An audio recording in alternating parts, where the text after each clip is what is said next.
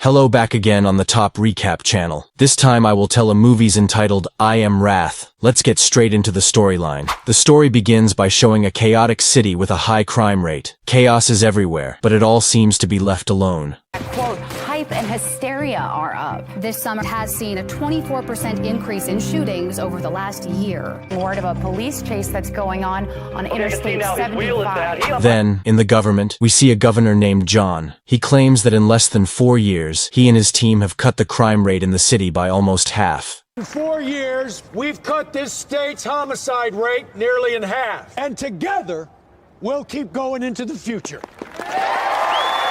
Then, elsewhere, we see a man named Stanley Hill. He has just arrived at the airport and is picked up by his wife, Vivian Hill. They look happy when they meet again. I'll see you soon. Real soon. However, while in the parking lot, they notice their car has a flat tire. As they were about to change the tire, they were approached by a man with a fly tattoo on his face. The man says that he wants to ask them for $3. Just need $3 more for my ticket. However, Stanley did not want to give it to him and tried to chase him away. Come on, man. She's about to give it to me. Not today. For real? For real. Let's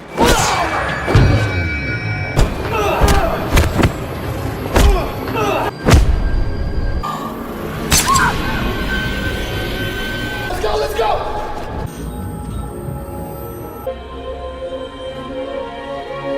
After the incident, Stanley reported it to the police. Detective Gibson and his partner, Detective Walters, would handle the case. I can't even imagine what you must be going through. The next day, Stanley and his daughter Abby were seen sending off his wife for the last time. No, but I only came for her, Lou. On the other hand, Governor John also expressed his condolences on the death of Vivian, who turned out to be an important member of Governor John's team. Vivian played a crucial role in reducing the crime rate in the city. Our thoughts and prayers go out to the Hill family, and we promise swift justice for Vivian Hill and for her family. Meanwhile, Stanley returns to the police station. Based on Stanley's information, the police have arrested several people who match the characteristics of the perpetrator. Tattoo on his face, right, Mr. Hill? Eyes up, guys. I see your faces both sides. Face left. Hold. That's him. At. Sure enough, among the arrested men is a man with a fly tattoo on his face. The man with the fly tattoo was named Charlie. It's a fly, and that's him. I'm certain of it. That's him. This is a homicide case. We can't go on a guess. However, after Stanley told the detective that Charlie was the culprit, the police released Charlie.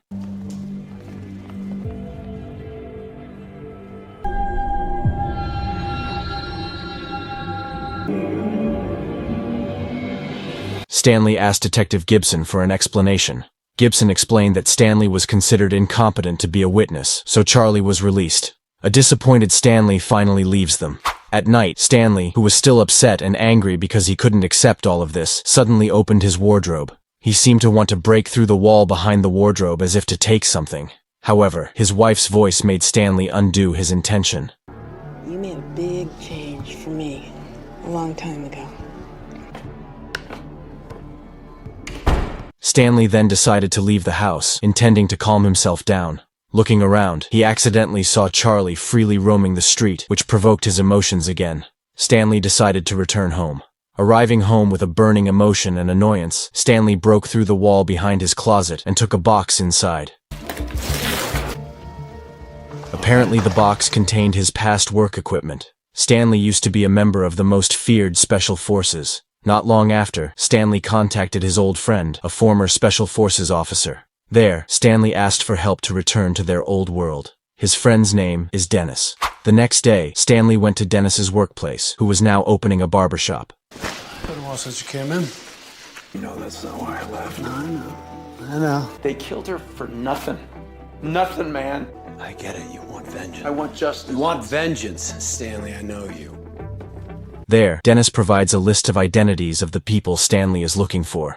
After being investigated by Dennis, they are criminals protected and free from the law in this city. I was pushed back into this. What kept us alive back in the day? That's all I need.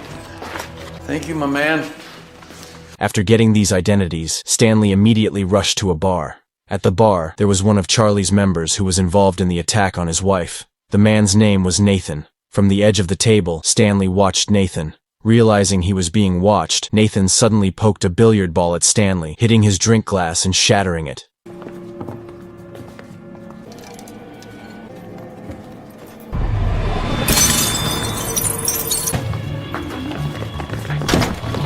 Stanley continued to chase Nathan to the back of the bar.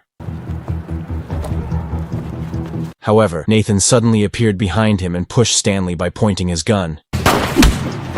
Stanley quickly turned the situation around and beat Nathan. There, Stanley asked for Charlie's whereabouts. But because Nathan wouldn't tell him where Charlie was, he was immediately finished off by Stanley and Dennis, who had just arrived. Where's Charlie Laws? Up your ass.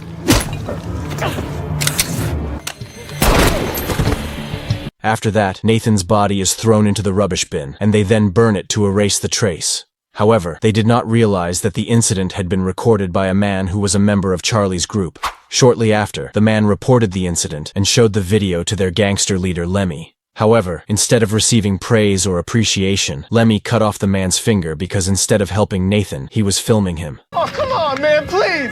Oh, fuck! Lemmy then ordered his men to immediately contact Charlie and find Stanley and Dennis's identities to eliminate those closest to him, including his family. The next day, while Stanley is having lunch with Abby, Dennis calls him and asks him to come to the barbershop immediately. Arriving at the barbershop, Stanley is shown a custom weapon, a training ground, and combat equipment for their next mission. Meanwhile, elsewhere, Gibson and Walters are seen visiting Lemmy's headquarters. There, Lemmy protests because one of his men died, even though Gibson and Walters' job is to protect all of Lemmy's men. It was revealed that Gibson and Walters have worked for Lemmy for a long time. Their job is to protect all of Lemmy's illegal activities in the city and all of his men from danger and the law. This is the reason why they let Charlie go free at that time. Lemmy threatens that if this continues, he will not hesitate to spread the video of the governor's son who killed his girlfriend due to drugs. Lemmy also asked Gibson and Walters to investigate and find out who attacked his men. After that, Gibson reported this to Governor John. Of course, this made John very upset and angry. Contain this situation, detective. That's what I do all day long. We're done here. On the other hand, Dennis, who had just entered the barbershop, was surprised to see his workplace in a mess. A locked door means we're closed. It turned out that Charlie and several of his friends had already arrived, and they immediately pointed a gun at Dennis. Charlie, who didn't know that Dennis was in special forces, was shocked when Dennis started to fight back and beat them all. Find your...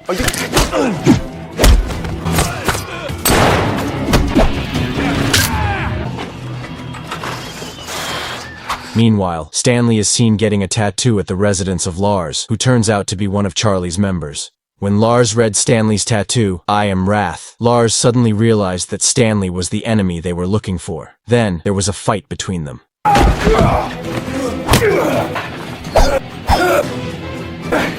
Where's Charlie? I don't know!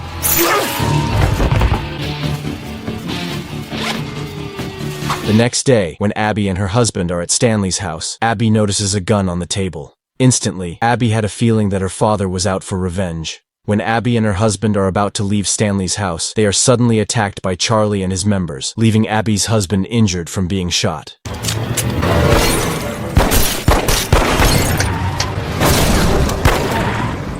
Not long after, Stanley arrived and immediately helped them both. Did you see anything? No. Anybody? I promise nothing will ever happen to you or Jimmy.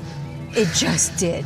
Abby asks Stanley to stop his revenge action there because it will take more victims. Later that night, using Lars's mobile phone, Stanley tries to contact Charlie and invites him to meet in 20 minutes. There, Stanley said that he would return the drugs they had taken.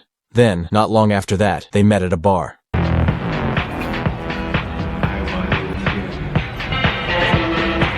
As Charlie entered the VIP room, Stanley prepared for the attack while Dennis stood guard outside the VIP room.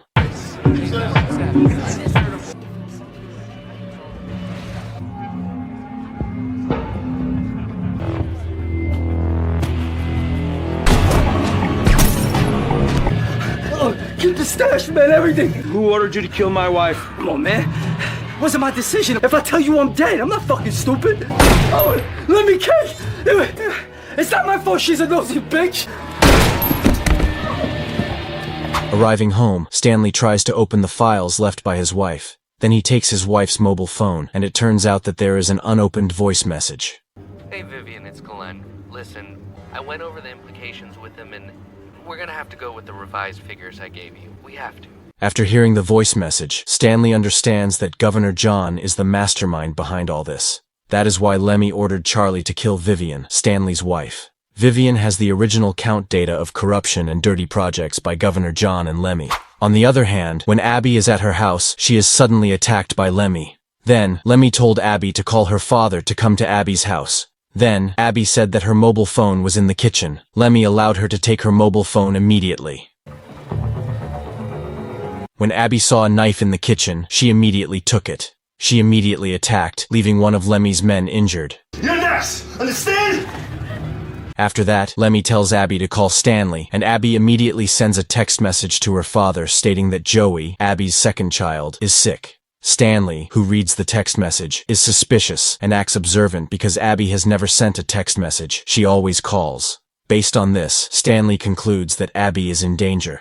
Stanley immediately prepares his combat equipment and does not forget to contact Dennis, who immediately goes to Abby's house.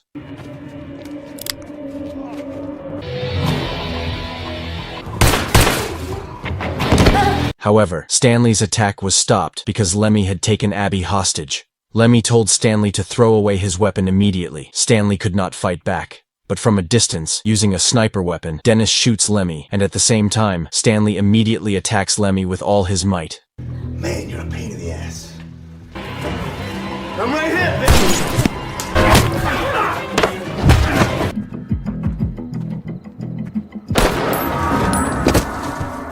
Back to Stanley. He asked Lemmy who was behind all of this. Who is behind it? Who? You wouldn't believe me. It goes right to the top. The governor. However, when Lemmy was about to mention who was behind it, he was suddenly shot by someone who turned out to be Gibson. Then, Gibson confidently wanted to attack Stanley because he had help from Walters.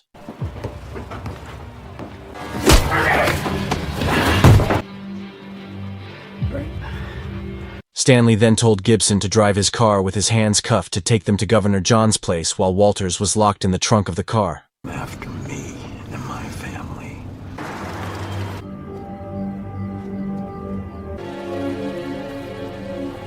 Once there, Stanley knocked Gibson unconscious.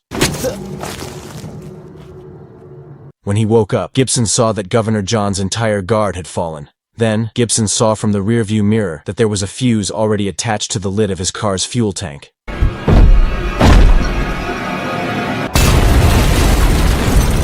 Then, Stanley continued his action in Governor John's house. Move! While John is asking who else knows about the original report, Stanley manages to take advantage of the situation and turn the tables. Who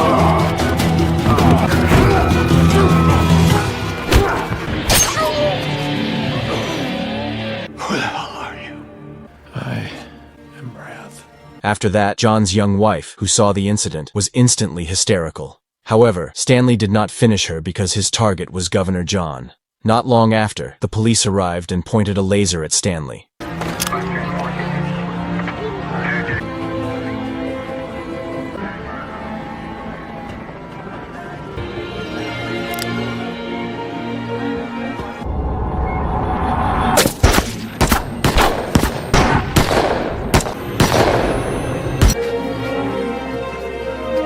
Fortunately, Stanley was wearing a bulletproof vest, so he survived and was immediately taken to the hospital. While in the hospital, Stanley's family was not allowed to see Stanley. However, Abby, who loved her father very much, desperately went in and hugged her father until the police chased her and told her to get out of the room.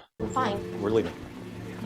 Sometime later, we see Walters, who is still alive, disguised as a uniformed policeman and entering Stanley's room to kill him. Mr. Hill, it's time to settle the score for what you did to me and my partner. You're just punks. Dennis, disguised as a doctor, was a little surprised where Stanley could get the gun. It turns out that the gun was obtained from Abby, who was desperate to enter his room and hug him, then gave the gun to Stanley. After that, Dennis helped Stanley escape from the hospital using a wheelchair. No, I saved your ass.